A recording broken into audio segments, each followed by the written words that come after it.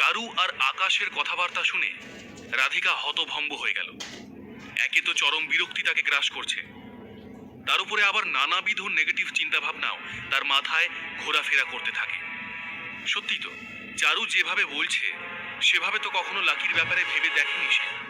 এই কথাও ভাবলো রাধিকা, আর সে কেমন যেন পাথরের মতো নিথর হয়ে গেল।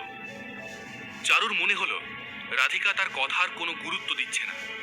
সে তখন রাধিকাকে তার গায়ে হাত দিয়ে এক প্রকার ঝাঁকানি দিয়ে বলে, দেখ রাধিকা, তোর পরিবারের অবস্থা আমিও জানি, আর তুই তো সব থেকে ভালো করে জানিস কত কষ্ট করে তোর মা তোকে মানুষ করেছেন। সেটা আমি নিজের চোখেই দেখেছি। স্বাভাবিকভাবেই তুই সেই অবস্থা থেকে যত দ্রুত সম্ভব বেরিয়ে আয়, মাকেও একটা ভালো জায়গায় নিয়ে আয়, সেটাই আমি চাই। তোদের মতো ব্যাকগ্রাউন্ডের মেয়েরা কলকাতা শহরে আসে পড়াশোনা করতে, তারপর কাজ খুঁজে পেতে খুব অসুবিধায় পড়ে। কিন্তু তার মানে তো আর এই নয় যে তুই ভুল পথে চলে যাবি। চুরির টাকায় কেনা দামি পোশাক পরলে তোর পরিবার কোনো দিন ওই অবস্থা থেকে উঠে আসতে পারবে না। তাই তোর পকেট যতটা সঙ্গ দেয় সেই বুঝেই জামা কাপড় পরিস। হাওয়ায় যত কম উড়বি ততই তোর জন্য মঙ্গল। চারুর এই কথা শোনার সঙ্গে সঙ্গে রাধিকার চোখ লাল হয়ে গেল। তার রাগ সপ্তমে চড়ল। চারুর দিকে খুব খারাপভাবে তাকালো রাধিকা। রাধিকার মনে হলো চারুকে সে একবার বলবে, তুই কোন ব্যাকগ্রাউন্ডের মেয়ে, আর তুই কাদের সঙ্গে ঘোরাফেরা করিস তা কি আমি জানি না? এমন নয় যে রাধিকা এই ধরনের কথা আগে কারো কাছে শোনেনি। এর থেকেও খারাপ খারাপ কথা তার এবং তার পরিবার সম্পর্কে আগেও অনেকে বলেছে, কিন্তু কোনোদিনই কারোর কথা এত গায়ে মাখেনি রাধিকা। কিন্তু আজ যে তার পাশে লাকি বসে রয়েছে, তাই আজ সে সত্যিই খুব খুশি। কিন্তু সেই সব খুশি যেন কয়েক মুহূর্তে ধুলোয় মিশিয়ে দিল তারই গ্রামের মেয়ে। লাকির তো এই ধরনের অপমানজনক কথাবার্তা শুনে শুনে অভ্যাসে দাঁড়িয়ে গিয়েছে। এখন কেউ তাকে অপমান না করলেই তার খারাপ লাগে। তবে সে অনুভব করল চারু তার অভদ্রতার সীমা ছাড়াচ্ছে। লাকির ক্ষেত্রেও সেই একই অবস্থা। কিছু মনে করতো না সে, করেও নি। কিন্তু আজ রাধিকা তার পাশে বসে রয়েছে বলে লাকি ভাবল এখান থেকে চলে যাওয়াই ভালো। এদিকে রাধিকা তাকে কিছু বলতে যাবে, তার আগেই লাকি উঠে দাঁড়ালো। চারুকে কিছু বলতে যাচ্ছে লাকি, ঠিক সেই সময় মঞ্চে জোরে মিউজিক বাজতে শুরু করে। আলোয় ভরে ওঠে গোটা স্টেজটা। একজন হোস্ট এসে দাঁড়ালেন। তিনি তার বক্তব্য রাখতে শুরু করলেন। সবাইকে নমস্কার। আমাদের আমন্ত্রণে সাড়া দেওয়ার জন্য অনেক ধন্যবাদ। আশা করি আপনারা সকলে খুব ভালো আছেন। জানেন কি, আজ আমরা সবাই এখানে একত্রিত হয়েছি, অনেকেই হয়তো জানেন, কিন্তু যারা জানেন না তাদের উদ্দেশ্যে আর একবার বিষয়টা বলে দিই। আসলে কয়েকদিন আগেই আমরা কলকাতার সব থেকে নামজাদা একটা কলেজের পিছনের বস্তির শিশুদের পড়াশোনার জন্য একটা ক্যাম্প করেছিলাম। সেখান থেকে যে টাকা উঠেছিল সেটাই আমরা বাচ্চাদের ভবিষ্যতের জন্য রেখে দিয়েছি। একটা এনজিও আমাদের এই কাজে খুবই হেল্প করেছে। এবার আপনাদের খুশির খবরটা দিই। এবার ওই হোস্ট খুব জোরে চিৎকার করে বললেন, আমাদের মিশন সাকসেসফুল হয়েছে। আমরা যে পরিমাণ টাকা তুলতে চেয়েছিলাম তার থেকেও বেশি আমরা জোগাড় করে ফেলেছি। ওই বাচ্চাগুলোর মুখে হাসি ফোটাতে পেরে আপনারা সবাই খুশি তো? আজ আমরা এখানে সেলিব্রেট তো করবোই, আর তার সঙ্গে সেই মানুষগুলোকেও আজকে আমরা সম্মান জানাবো যারা এই ভালোর উদ্দেশ্যের জন্য এগিয়ে এসে আমাদের টাকা দিয়েছেন, ওই বাচ্চাগুলোর মুখে হাসি ফোটাতে চেয়েছেন। তাহলে তৈরি তো সবাই? হোস্টের কথা শুনে লাকি ঘাড় নাড়ল আর ভাবল সেই দিনে সেই ক্যাম্পের জন্যই আজকের অনুষ্ঠানের আয়োজন করা হয়েছে। এখন যারা টাকা দিয়েছে তাদের দলে তো লাকিও আছে, তাহলে সেও সম্মানিত হতে চলেছে।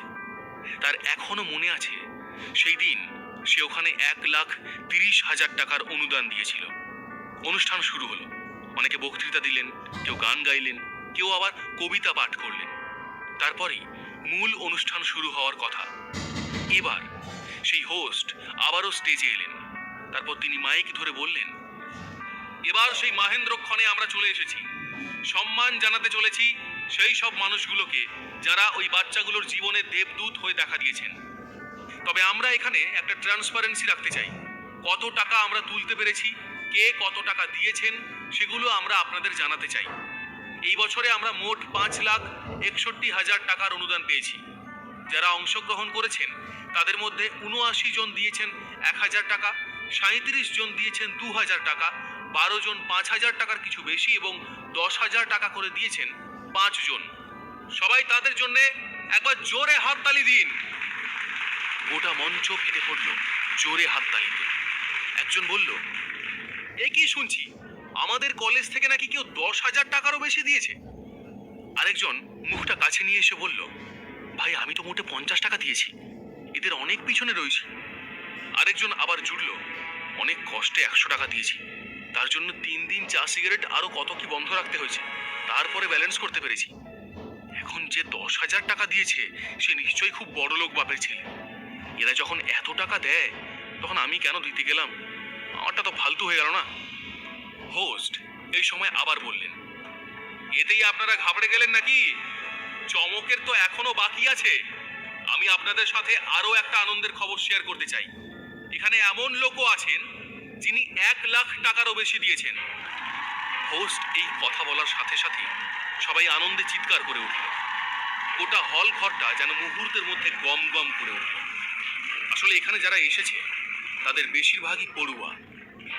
কাউকে 100 টাকা দিয়ে 3 দিন অ্যাডজাস্ট করতে হয়েছে, তো কেউ 10,000 টাকা দিলেই অন্যজনের চোখ কপালে উঠছে। তাই যখন তারা শুনলো কেউ 1,00,000 টাকা ডোনেশন দিয়েছে, নিজেদের আর শান্ত রাখতে পারেনি। সবার মনে একটাই প্রশ্ন ঘোরাফেরা করতে থাকে, কে সেই ব্যক্তি যে 1,00,000 টাকা ডোনেট করেছে? সে কি আমাদের মতোই ছাত্র নাকি অন্য কিছু? কেউ কেউ আবার বলল, সে নিশ্চয়ই সোনার চামচ মুখে দিয়ে জন্মেছে, হাত খরচাই হয়তো 10 লাখ টাকা পায়। তাকে দেখার জন্য সবাই এক প্রকার মরিয়া হয়ে উঠল। এমন সময় চারু আকাশকে জিজ্ঞেস করে, বেবস এটা নিশ্চয়ই তুমি? তোমার মতো দিলদার ছেলে ছাড়া এটা আর কারোর কাজ হতে পারে না। আকাশের উত্তর, না না, আমি তো মোটে 2,200 টাকা দিয়েছিলাম। আকাশ আসলে সমাজের কল্যাণে 1 টাকাও দান করতো না, করার কোনো ইচ্ছেই তার ছিল না। এই 2,200 টাকা সে মদ্যপানের জন্য রেখে দিয়েছিল।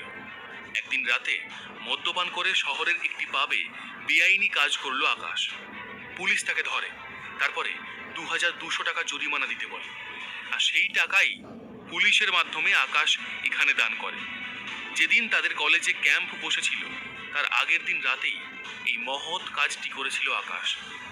চারু একটু খোঁটা দেওয়ার সুরে তখন রাধিকাকে জিজ্ঞেস করলো, রাধিকা তুই কত টাকা দিয়েছিলি? যদিও তুই বেশি কিছু দিতে পারবি বলে আমি আশা করি না, কিন্তু কিছু তো দিয়েছিস। রাধিকা মাথা নামিয়ে উত্তর দেয়, আমি 10 টাকা দিয়েছি। রাধিকার মনে হলো কত টাকা সে দিয়েছে সেটা বড় কথা নয়, এত অভাবের মধ্যেও যে তার ডোনেট করার মনোভাব ছিল সেটাই বড় কথা। আর সেই পরিষ্কার মনোভাব থেকেই রাধিকা তার সাধ্যমতো 10 টাকা ডোনেট করেছিল। চারু একটু ভ্রু কুঁচকে বলল, হ্যাঁ বলিস কি, মাত্র 10 টাকা? এত কম টাকা কেউ দেয়? ওই গরিব বাচ্চাগুলো তো এই টাকাটা পাই, তাহলে তুই আর দিতে গেলি কেন? তার চেয়ে বরং ওদের ফ্রিতে পড়াতে পারতিস, ওদের বোঝাতে পারতিস শিক্ষার গুরুত্ব কতটা।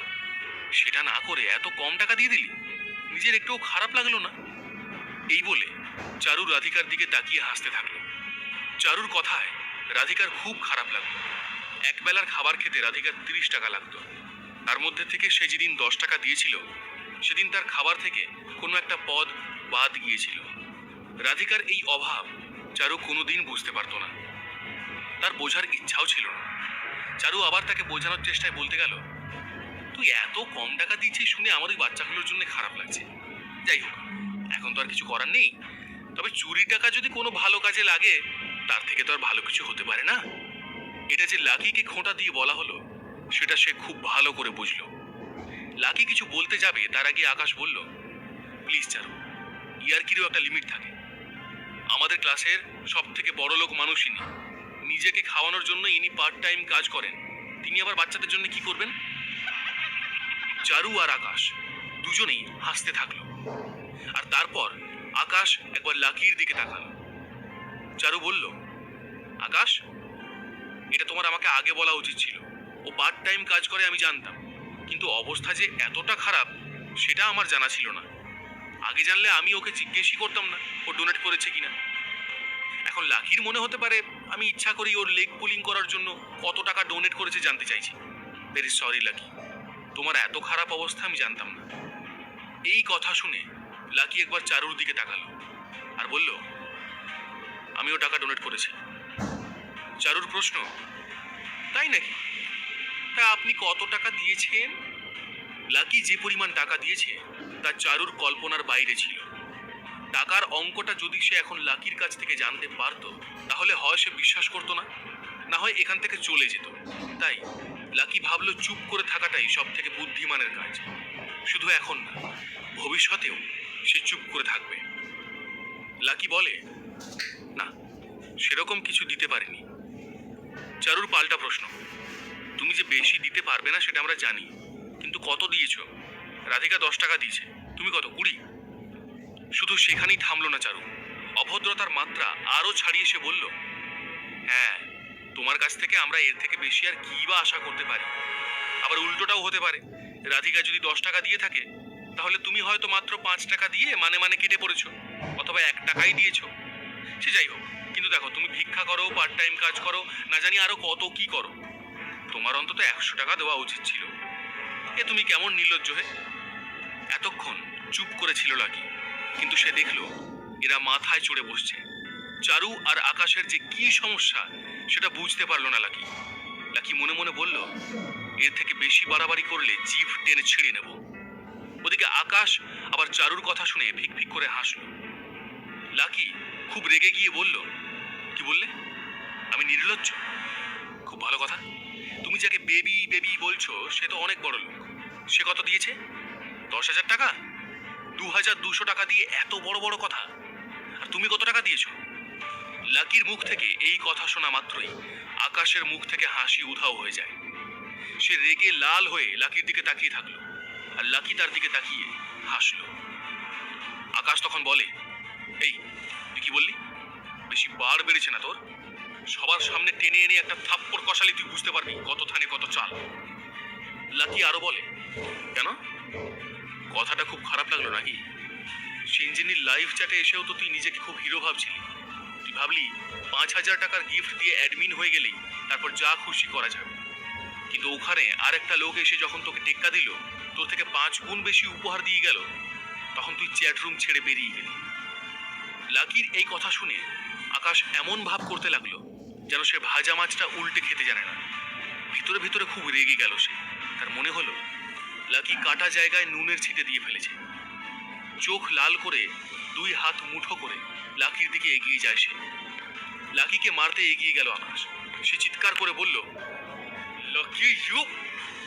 ঠিক সেই সময়ই মঞ্চ থেকে হোস্টের কণ্ঠস্বর ভেসে আসে, আপনারা সবাই শান্ত হন, আর দেরি নয়, এবার আমরা অনুষ্ঠানের মূল পর্বে চলে এসেছি। যারা 1000 টাকার বেশি ডোনেট করেছেন, আমি তাদের সবাইকে এখানে ডাকছি। সবাই মঞ্চে আসুন, আপনারা মনের কথা শেয়ার করুন, ছবি তুলুন। আকাশের তখন আর কিছু করার নেই, তাকে মঞ্চে যেতেই হবে, সকলের সঙ্গে ছবি তুলতে হবে, নিজের কথাও শেয়ার করতে হবে। আর লাকিকে সেটাই বসে বসে দেখতে হবে। তবে আকাশ যেন খুবই গর্ববোধ করলো, সে নিজেকে খুবই ভাগ্যবান মনে করলো। তার মনে হলো লাকি আসল লাকি নয়, তার কেবল নামটাই লাকি, সেই আসল লাকি। এই ভেবে আকাশ আবার হাসতে লাগলো। আকাশের এই হাসি কি শেষ পর্যন্ত থাকবে? লাকি যে 1,00,000 টাকার বেশি ডোনেট করেছে, সেটা কি আকাশ আর চারু জানতে পারবে? লাকির পরিচয় কি আজই সবার সামনে চলে আসবে? কি হবে তারপর রাধিকার প্রতিক্রিয়া? এর পরের গল্প জানতে হলে শুনতে থাকুন